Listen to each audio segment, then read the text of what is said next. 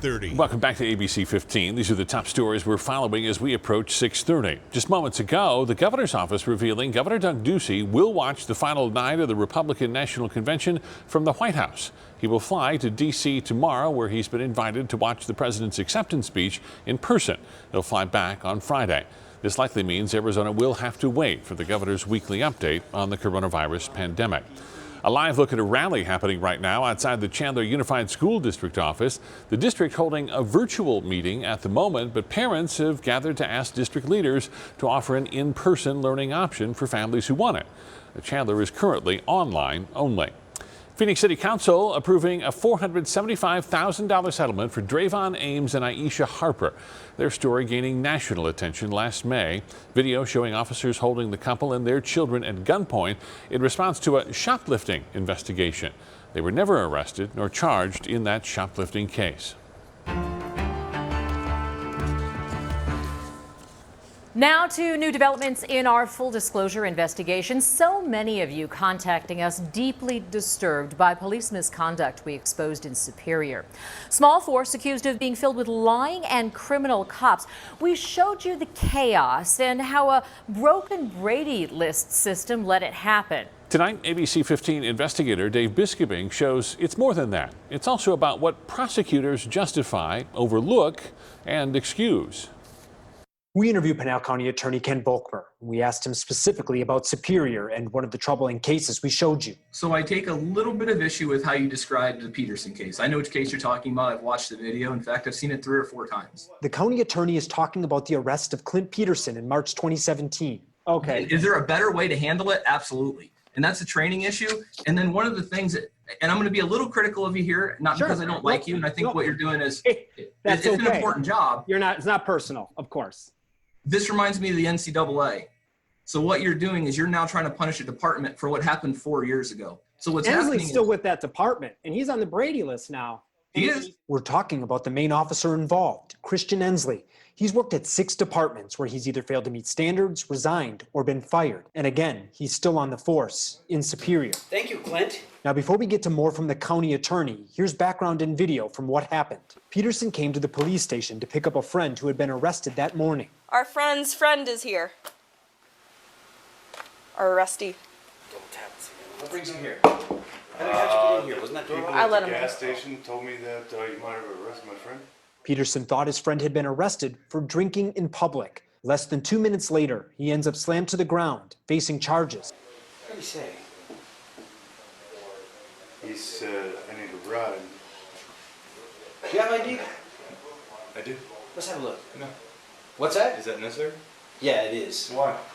Is there any reason why you don't want... suspect? Do you have ID? Yeah, you involved yourself in a criminal investigation involving our prisoner. I didn't involve Let's see myself your in ID. anything. I came to pick up my friend. Are you serious? Are you serious? Do you have ID? Do I have to carry ID? You have to identify yourself to the police when they have a valid reason to contact you. Am I being suspected of a crime? Yeah, it's called refusal to give truthful name. My name is Clint Peterson. Thank you, Clint. Not a good idea. Now, what do you want, Clint? I came to pick up my friend. How do we know you're not part of this? Part of what? Your boy ran from the cops in a long pursuit last night. After leaving Clint's home, his friend drove to Superior. Police say he refused to pull over for a traffic violation and then led them on an off-road pursuit through the desert and mountains. He did not run from those cops in a long pursuit last night. Is that right? And how do you know that? Because he was with me. Where? In AJ. Were you driving, maybe? No. Wait, who's your friend?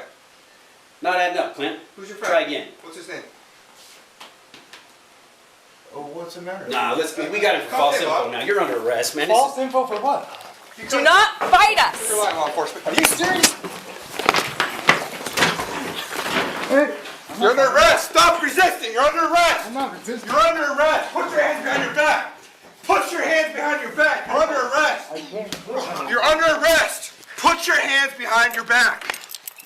Back to the county attorney, whose prosecutors waited months and many court hearings before finally dropping charges and never disclosing this video to Peterson. 3 months in, a plea offer was made to him saying, look, you committed misdemeanor resisting arrest. If you want to right now, you can plead to a misdemeanor in Superior Court, or we'll dismiss it and we'll send you back to Superior. You think he resisted arrest in that case? He did. But what he got in trouble for, let me be very clear, was he said that guy wasn't driving last night. He was with me in Apache Junction. That's the false information that was provided to a law enforcement officer. That's the false statement. It wasn't not giving his name. That's not why he was arrested. You're right. He went hands-on. In an ideal world, I wish he would not have went hands-on. That escalated. It was 2 minutes. From the time that the officer first enters the lobby till he's taken down is 2 minutes. I understand what you're saying. Yeah. I understand your perspective. But what I'm saying is why they arrested him was providing false information, specifically saying he could not have been driving. He was with me. He was driving. We were in AJ when he was supposedly on this flee. Right, but maybe instead of jumping on him, they could have asked him, okay, so he was in AJ with you. When did he leave AJ? Because he came here at that time. You know, they could have asked, oh, when was he? But no, they jumped on him right away.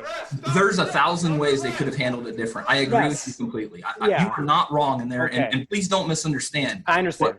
But even when he was down, you will see that he did not comply. Once they said you're under arrest, he refused to let his arms. What he did is made his arms tight, and then he wouldn't allow his arms to come back together. That is the textbook definition of passive resisting arrest. Did you see in his left arm they had two guys pulling it, and then on the right arm there's a guy pulling it, and there's one guy that's got him. He's like, his knees are underneath him.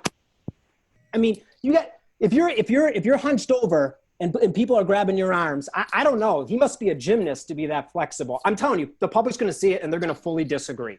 I mean, so his arrest though is when they take it and they say that's it, you're under arrest, and then Ensley grabs it'd be his left arm and begins to put it against his back. He immediately backs himself up against the wall, and it's actually the glass sort of. Right, yes. So he cannot get out. So it's at that point that he's passively resisting because he did not allow himself to be taken into custody. Now, we also caught that officer in a blatant lie about how he arrested Peterson's friend the same morning. He tasered him while handcuffed, threatened bystanders who witnessed it, and then lied about what happened in his police report. We just found out the other man is planning to sue, and the town is now claiming the video of the arrest has been lost. They also failed to turn over the false police report. I'll have that story tomorrow night at 6:30. I'm investigator Dave Biscovic, ABC 15, Arizona.